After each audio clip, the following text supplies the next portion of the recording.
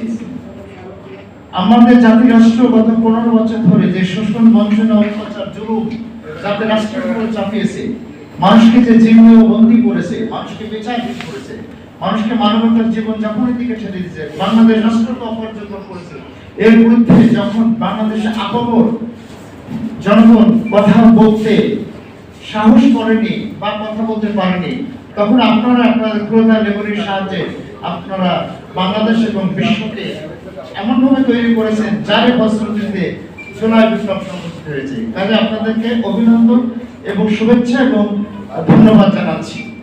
এরপর আজকের এমনই একটি ক্রাইসিস পিরিয়ডে আপনারা আবারও বাংলাদেশের করুণ, মর্মান্তিক, হৃদয় বিদারক, অসহায় গ্রাসরুটস লেভেল যে নারী, বঞ্চিত নারীদের পাশে আপনারা দাঁড়াতে এসেছেন, আপনাদেরকে অভিনন্দন।